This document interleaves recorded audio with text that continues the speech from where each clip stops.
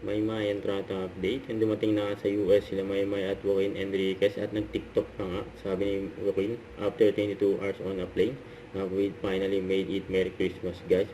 Love is beautiful. I love you, Maymay. Yun, no? Sweet. Ayan pa yung post ni Maymay. Ayan, oh. Wow, may kiss pa nga sa kamay. Sweet ng dalawa, oh. Maymay at Joaquin. Ayan, Merry Christmas, beautiful. Yun, no? Thank you so much. Na-interview kay Maymay I love her. about Joaquin.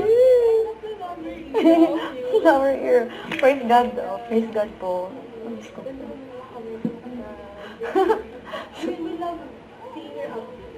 Ano po? Thank you po.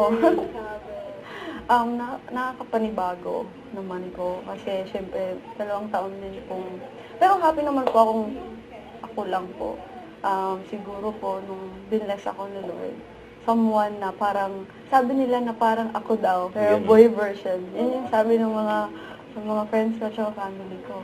Tapos sabi ko, super na-bless po ako. Tsaka super supportive siya since every month po siya pumunta dito. So after ng trabaho niya, pumunta agad siya dito. Hindi po, naka-base po siya sa US. So, ikaw papalitan kayo ng time to go here? First time pumunta dun sa ano niya, dun sa kanila po, dun sa LA, yung sa Halloween po. Opo, pero usually siya yung... I love si Maymay. Don't forget to subscribe, click the notification bell for my update. This is with Charging Action Live. Stay tuned for more videos. See ya.